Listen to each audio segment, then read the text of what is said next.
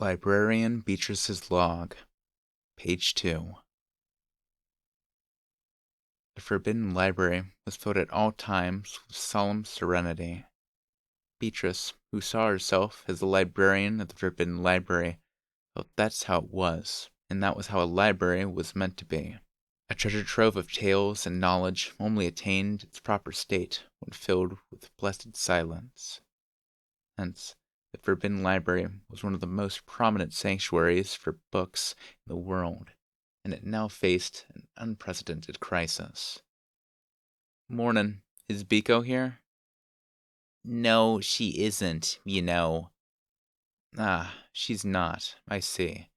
Hey, don't pull that old trick on me. She's right here. At the very least, I don't recall having opened the door for you, I suppose. Roughly closing the book she had been reading, Beatrice jumped down from the top of the stepladder and glared at her visitor. The one who had walked into the library, looking as though he owned the place, was a black-haired, black-eyed boy with a cheerful smirk on his face. Natsuki, an impertinent fellow who had recently been entering and leaving Beatrice's forbidden library as he pleased. Carried into the mansion only a few weeks earlier, the boy had, since then, worked as a servant, but he'd acted exceptionally familiar with Beatrice. Perhaps his peculiar nature had allowed him to more or less come and go as he pleased to the Forbidden Library, where outsiders shouldn't be able to arrive easily, was a factor in the development of his attitude. What on earth have you come here for, you know? Despite what you may think, Betty is busy, I suppose. When you say busy, it's just reading, right? Children should be outdoors. If you're gonna play, go play outside. Don't be ridiculous, you know. As if Betty would frolic like a child, I suppose. Don't go pouting just because you don't know anyone. Should I talk to Petra and the others for you? Why do I even bother speaking with you, you know? No one is speaking of such simplistic things, I suppose. When it came to dealing with Beatrice, Subaru's attitude was always like this. While having her tranquility disturbed by this exchange, Beatrice played with the curls in her hair irritably. Regardless, get to the point and state your business and get out. Come now, quickly. That was my business. I just came to say that since the weather is nice, maybe you'd like to go play outside. Mind your own business, I suppose. Jebra! Toward the one who rubbed her the wrong way more than she would have thought possible, she unleashed a wave of magical force from the palm of her extended hand. Struck by an invisible shock wave, Subaru shrieked as he was thrown out of the room. The door closed, and space itself wavered. Door crossing activated, and the library connected to another door in the mansion. With this, the room's quiet would return. Sighing at what had occurred, Beatrice turned to resume reading the book she was holding on to. I've entirely forgotten how far I've read, you know. With her desire to read entirely crushed, Beatrice's tisk conveyed annoyance from the bottom of her heart. She couldn't help but think that lately, this, that, and everything just wasn't working out properly.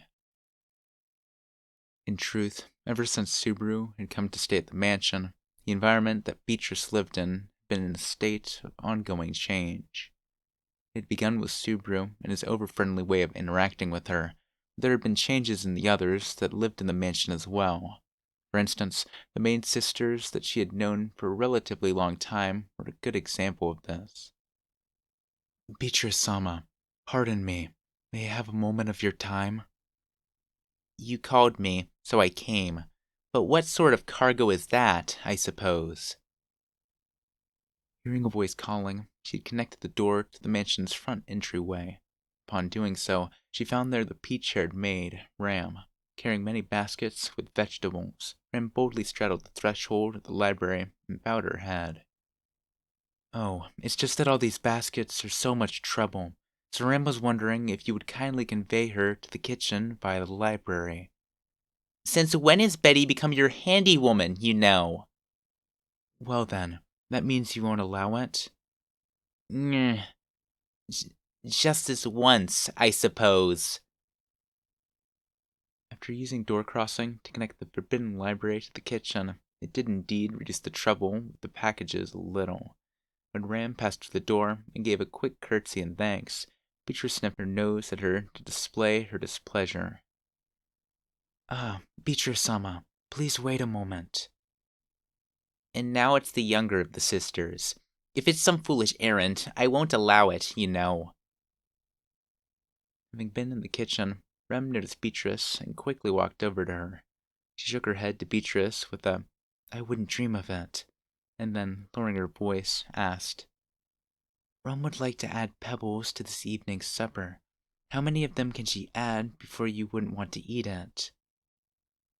"If it's no more than 3, I'll put up with it, I suppose." "Understood. With that, we'll add 4, so please try your best." "You..." "It isn't good to be picky, no matter the situation. You still have room to grow, Beatrice-sama." "What do you mean about the future?" "No, never mind. You know, I'm starting to get a headache, I suppose." In response to Rem speaking to her in a fashion that could only be called motherly, Beatrice bent her lips into a truly impressive frown. Her attitude was clearly different from the way that she had interacted with Beatrice until only recently. Faltering before that change in the sense of distance between them, Beatrice dejectedly withdrew into the forbidden library. But as she left, just before she closed the door, "What did Beatrice-sama say?" "It seems she'll do her best with up to 4 pebbles. Let's put 5 in." Hearing that sort of unsettling conversation, Beatrice at last looked up to the ceiling as though lamenting. All of this from that man's bad influence. As that sort of day piled one on top of the other, the very limits of Beatrice's tolerance were plumbed, and the limits of that patience were suddenly, abruptly torn through. Biko, you gotta get me to my room." While narrowing her eyes at the disrespectful tone of voice, Beatrice glared at the room's entrance. Unable to conceal her irritation at the commotion, she completely forgot her anger at the scene that came next. You! What are you doing like that, I suppose?" As Beatrice spoke in a voice that was all but a shriek, before her eyes was Subaru, dripping wet, soaked in water from head to toe. He was half naked, clad in only his underwear. "Puck got me good. I'm soaked thanks to that jerk. I didn't want to get changed, so please connect the library to my room. I can't go around the mansion getting everything wet."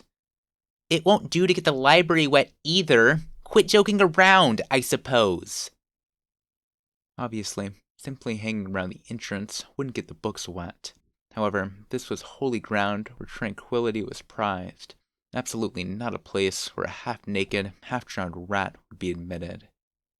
"You really do the most selfish things. This isn't funny, you know."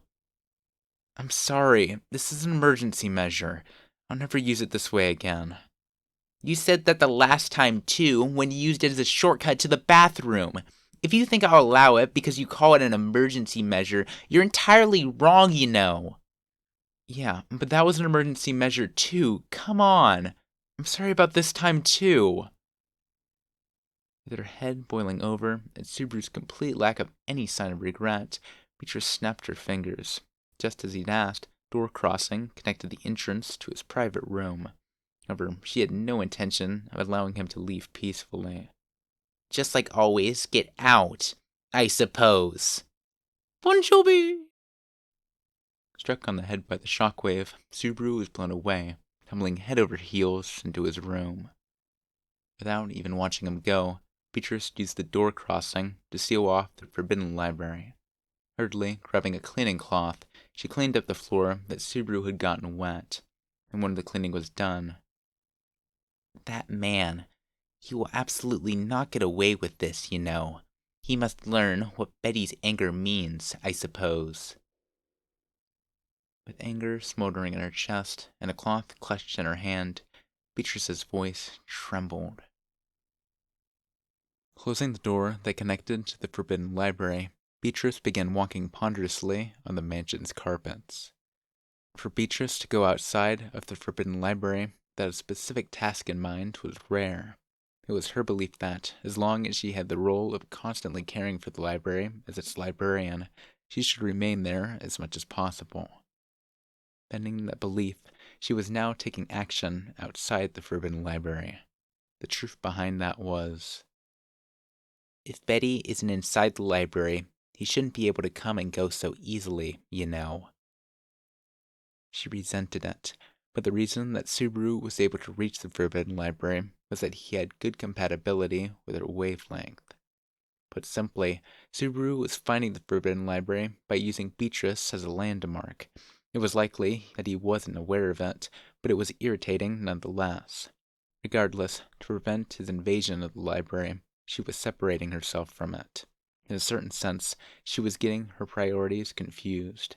But Beatrice hadn't noticed that. What's more, this time I just can't let it go, I suppose. I'm going to give him a piece of my mind, you know. Treating her as a handy woman was one thing, but the vandalism of the forbidden library had finally crossed a line inside of Beatrice. With a soaked cleaning cloth in one hand, Beatrice was thinking of providing Subaru with some disciplinary action. As she was getting goosebumps over her idea, imagining that it would go on to become a revenge drama famed throughout the world, just at that moment, Subaru came into view on the far end of the hallway. "I found you, I suppose. I'll get on with..." At the instant she thought of running over and landing a flying kick, her feet stopped moving as she became aware of the presence at Subaru's side. Before Subaru's eyes, floating in front of his face, was Beatrice's dear older brother, Puck. Without thinking, Beatrice held her breath at the sight of the two of them, apparently deep in conversation about something. The air about them suggested she mustn't disturb them, and yet the one she needed vengeance on was right in front of her. Beatrice was caught between a rock and a hard place. On top of that, "They're coming this way, you know." Having finished their conversation, Beatrice saw them heading toward this part of the hallway. Fearing that they'd find out she'd been eavesdropping, she frantically tumbled into a nearby guest room. But through some twist of fate, she heard them stop in front of the room. To further avoid them, Beatrice hid in the closet. Not a moment too soon. Just as someone entered the room, Beatrice finished hiding. Quietly peeking outside as she heard the door close, she saw Puck floating in the center of the room. She wouldn't mind being found out if it was only Puck, she thought, but she had no way to explain why she was hiding. Thinking that she had no choice but to stay hidden and avoid being found, Beatrice held her breath. "Meow, meow, ow, mew." In the room that Beatrice was peeking into, Puck abruptly began rolling on the floor and crying out sweetly. On top of that, as he curled up his tail and looked around with big, round eyes, his charm was off the charts, and Beatrice, not grasping what Puck was doing, could only watch the kitten's antics in fascination. "Bubby, what are you doing? Ah, but how adorable you are, I suppose." Not noticing Beatrice in the closet, Puck was earnestly adding to his cuteness. Overwhelmed by his appearance, Beatrice let out a heated breath in the narrow space she occupied. "Meow. No. That's not good enough at all. After Subaru believed in me and went to the trouble of giving me advice, this is still worse than a cat." "Ah, Bubby, such an earnest look on your face. So cute, you know."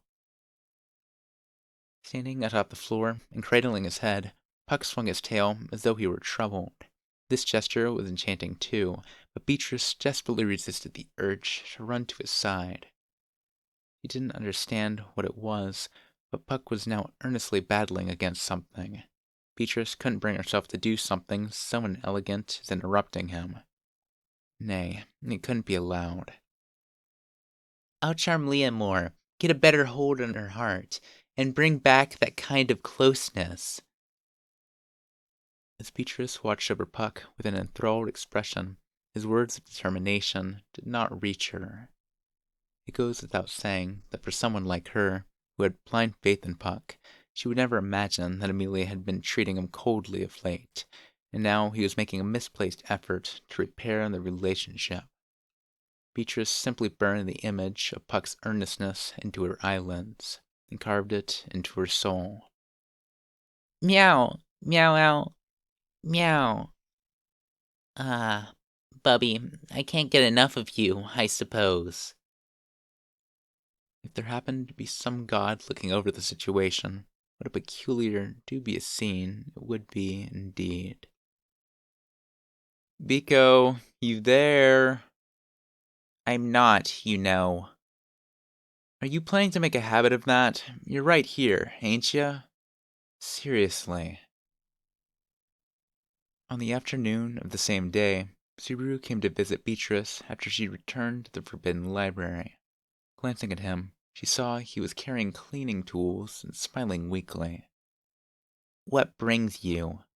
Please tell me you're not going to say you want to do some cleaning and need me to connect to another room, I suppose. Nah, that ain't the plan. Come on, this morning I dripped water in the entrance and caused trouble, right? So I thought maybe I could do some cleaning at the Forbidden Library to show I was sorry. An admirable thought, you know. However, there is no need, I suppose. As Subaru showed a rarely seen, subdued attitude, Beatrice shook her head while smiling faintly. Seeing her reaction, Subaru widened his eyes as though surprised. Your expression is strange, you know. I'd say that you're being stranger here. Usually you'd be angrier. Though I'm glad you're not angry. You look kinda happy. Did something nice happen? Not really. Oh, yes. There was something I wanted to say to you, I suppose. Oh, I know, right? That's more like my Biko. Alright, bring it on. I can take it. As if he were strengthening his resolve, Subaru crouched down where he was and positioned himself as though preparing to be struck by something. Indeed, this was a posture that might allow him to endure shock wave. It's just that the words Beatrice tossed towards him were, just this once, something else entirely. Now and then, even you can do a half-decent job of something, you know. My compliments, I suppose. Eh? You showed me something nice, you know. The reason wasn't really clear to her, but it seemed that Puck looking cute like that had been an idea hatched by Subaru. Well then, she felt like she ought to express her unabashed thanks for being able to see it. In regards to having gotten the Forbidden Library wet, she wouldn't mind allowing this accomplishment to offset it. Subaru's mouth opened in shock at Beatrice's carefree sentiment. But Biko, have you got a fever or something? This is terrible. It must be because you're stuck in a place like this with no sunlight. I'll call a doctor. You'll be well soon. You should accept someone's gratitude a little more graciously, I suppose.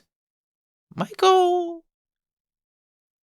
After she reappraised him in only a moment, Beatrice's shockwave washed over Subaru, and he was flung from the Forbidden Library. The noisy boy disappeared, and the serenity it deserved once more descended on the Forbidden Library. Accepting that was a blissful feeling, Beatrice thought to herself. For the sake of this feeling of gratitude for the peace and quiet, perhaps she might be willing to allow a bit of noise now and then. No, that'd be spoiling him too much, you know. Raising a hand to her forehead as though exhausted, Beatrice returned to the top of her stepladder and immersed herself in a book. The faint tint of a smile etched onto her face was something that not even she herself would recall having seen before. The end.